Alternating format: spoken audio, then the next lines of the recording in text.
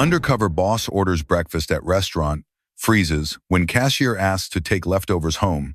A new day should begin with kindness, not just in the food, but in the way people are seen. Michael Foster, 50 years old, was no stranger to the smell of roasted coffee in the morning and the clinking sounds of an early bird oven. He was the man who built New Dawn from a single coffee cart on a street corner, guided by a simple belief. Breakfast is the first greeting a business gives to people. If that greeting goes wrong, everything afterward follows suit. Tuesday morning, Michael showed up like a regular customer. Khaki jacket, low-brimmed cap, carrying a small notebook and a pair of observant eyes. No one recognized him as the man who laid the very first brick for the restaurant chain, now operating across the state.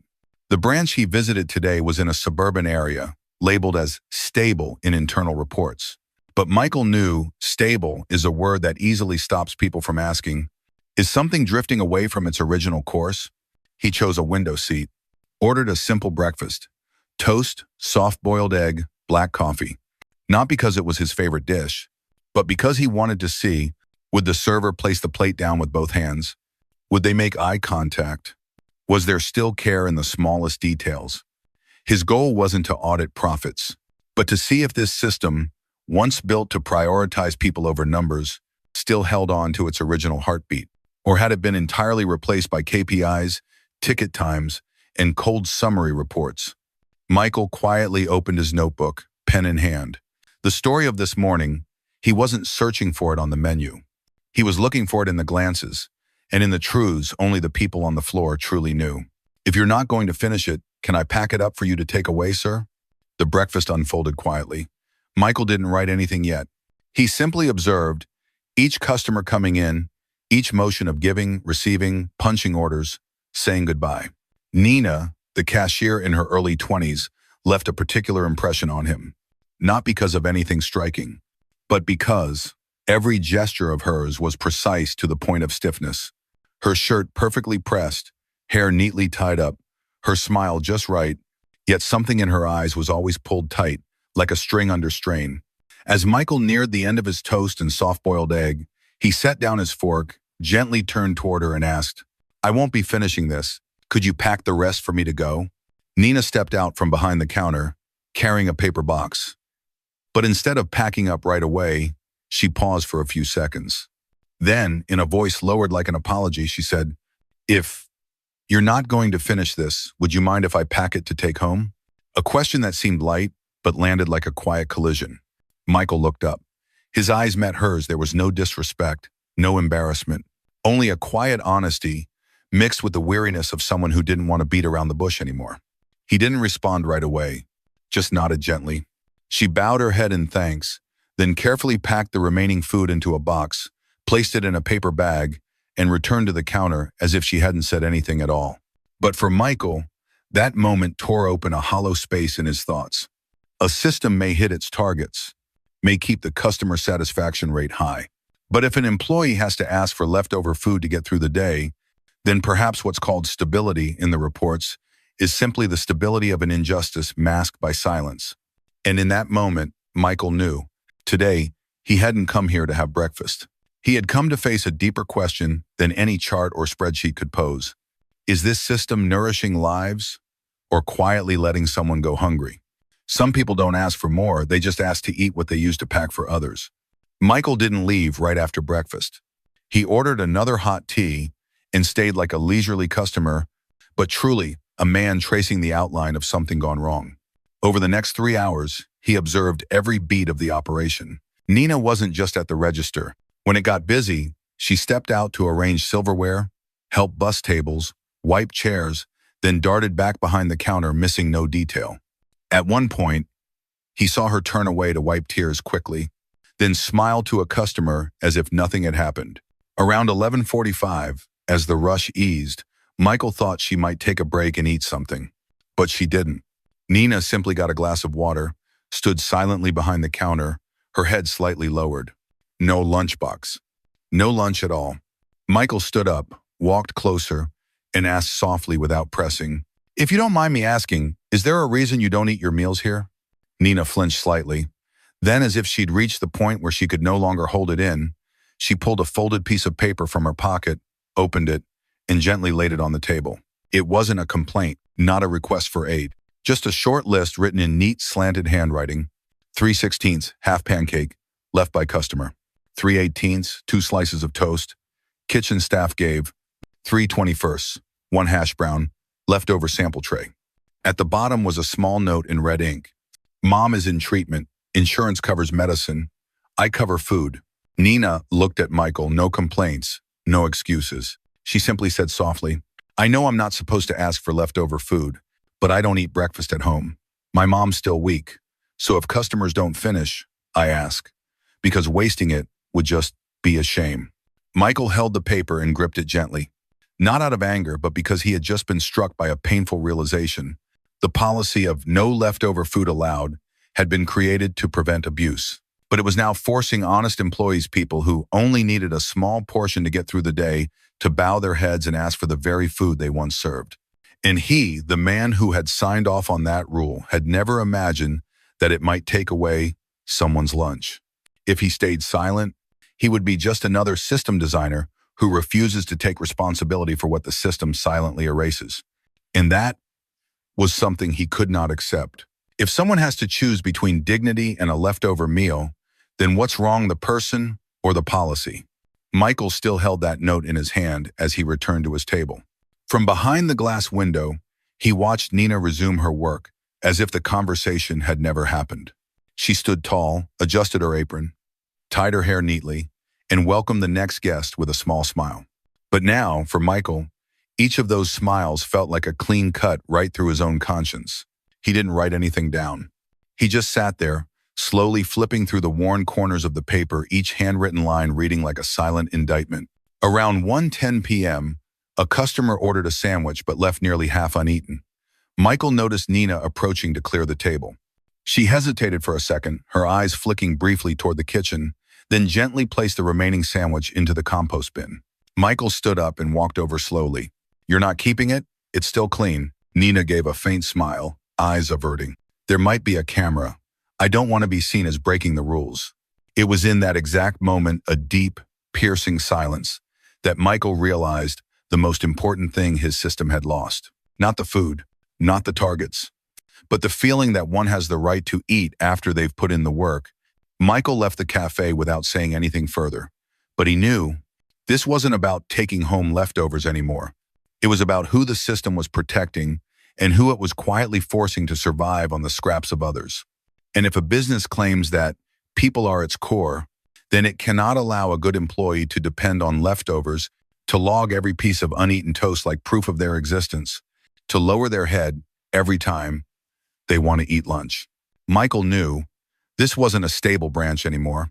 This was a wake-up call for a system that seemed to be running smoothly, but had quietly fallen out of rhythm with the kindest people within it. No one who serves breakfast to hundreds should have to wait on luck to eat what someone else left behind. 1 week later, Tuesday same morning, but this time, Michael didn't wear a faded jacket or a baseball cap. He walked into the New Dawn branch in a sharp gray suit, crisp white shirt, and a presence that seemed to slow the whole room. The staff paused in the middle of resetting the counters. Nina, behind the register, froze. No introductions were needed. No name was spoken, because the man standing in front of them was the one who built this place. Michael didn't beat around the bush. He stepped to the center of the cafe, gave a slight nod to the branch manager, then pointed at the POS screen connected to the internal system. With just a few clicks, the video began playing publicly. The footage was silent but irrefutable. Nina cleaning tables, serving, arranging chairs, assisting elderly customers. During her break, she stood behind the counter, drinking only water. And finally, an audio clip from the corner camera. If you're not eating anymore, may I wrap this up to take home? All staff froze. Nina blushed, gripping her apron tightly. But Michael stepped forward, placed a gentle hand on the table, his eyes not accusing, only filled with conviction. His voice rang out, not harsh, but each word firm. The no take-home food policy was made to prevent abuse. But if it forces someone like Nina, who worked through her entire shift without a proper meal, to bow her head, then the problem isn't her. It's how we're defining decency. Then he raised his hand and made 3 immediate decisions on the spot. No paperwork needed. 1. Ban on taking home leftover food. Lifted. From now on, Employees may take leftovers transparently documented to avoid misuse but never neglect those in need. 2. Employee meal policy. Enacted immediately. Every shift, every employee is entitled to a full meal, no negotiations. 3. New appointment. Nina is officially named Assistant Regional Employee Welfare Coordinator.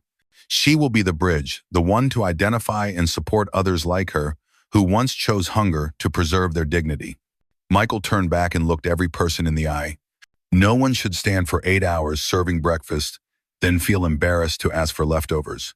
And no system deserves to survive if it lets decency go hungry. A second later, the kitchen bell rang, signaling a fresh batch of pastries was ready. But this time, the scent wasn't just of butter, eggs, and flour. It was the scent of something truly beginning in the right way. A single round of applause rose from the corner. Then 2, then 3, like the slow, steady steps of people finally moving forward together.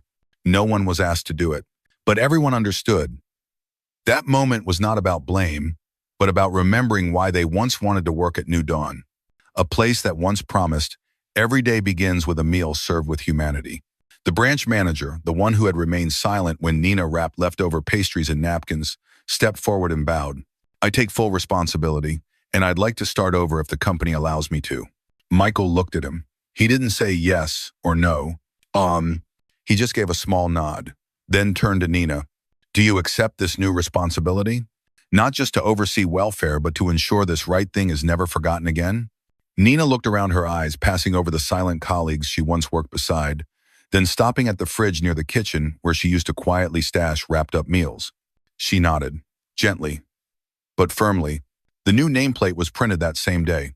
Nina Lay, Frontline Welfare, Culture Coordinator, Eastern Division.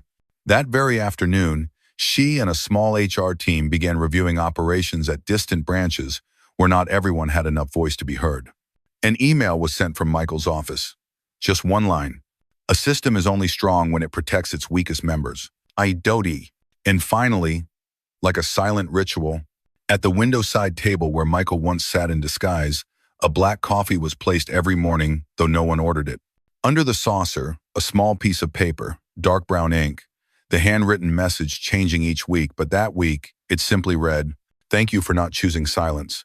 A tray of warm muffins was set beside it with no name on the tag. But this time, everyone knew. It wasn't for someone with idle hands. It was for the one who once didn't dare to speak. And at last, that gesture was put in its rightful place.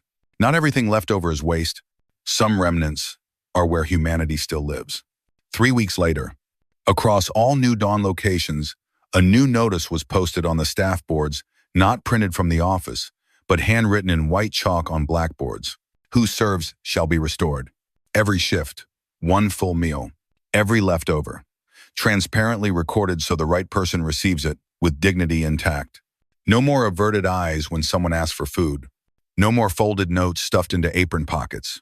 Every employee from kitchen to counter was served a plate like any guest, not as a benefit, but because it was right.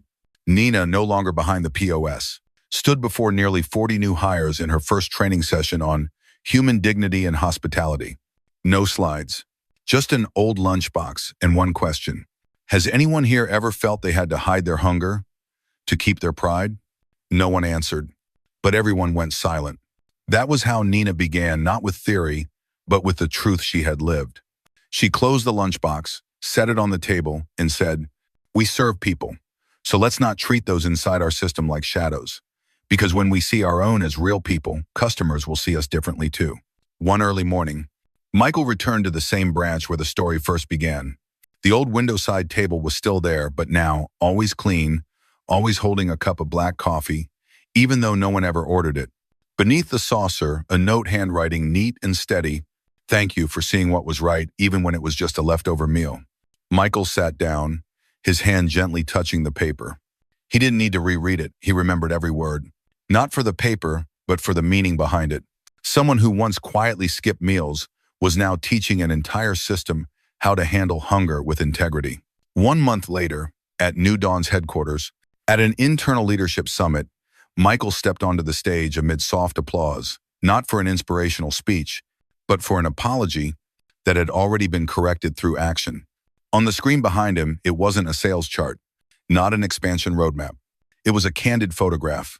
Nina, dividing up leftover pastries for 2 evening shift staff, no one looking around, no one feeling ashamed. Michael pointed to the image, then spoke slowly. We once had a good policy, but it was applied without empathy, and it nearly turned respect into a privilege. He reached into his suit pocket and pulled out an old wooden spoon wrapped in a napkin, accompanied by a short note from someone who once scooped porridge for her mother by hand because she didn't dare ask for a spoon. It was the gift Nina had left on his desk the morning she took up her new role. No flowers, no ribbons, just a memory wrapped in gratitude and a reminder: never let invisibility live within the place you built. 1 week later, New Dawn's internal system launched a new feature, Voice of the Floor, where any employee could anonymously submit thoughts, feedback, or simply share something unseen. At the regional branch, beside the notice board that read, 1 meal per shift, a small hand-carved wooden box appeared, etched with the words, write down what you once wished someone would ask. On the first day, it was nearly empty. By day 3, a slip of paper read, thank you, Nina. Because of you, I finally asked for my first roll after 2 months of only snacking at the counter. Day 7. I'm not asking for anything. I just want to say, today, I ate on time. It felt strange and really good. All sparked by one person who dared to ask, why should hunger be hidden? Who dared to fix it? No one should feel guilty for needing to eat. Who dared to stand up? To rewrite the rules with real human care. Sometimes what makes a system strong isn't its perfection, but its ability to step back and see, behind every stable report, there may be an unheard voice never looked at. And if a leftover meal could reveal injustice, then what needs fixing isn't the food. It's how we choose to see and what we do once we do. New Dawn is not just a name. It's a reminder the sun doesn't truly rise until no one has to ask for what's left behind.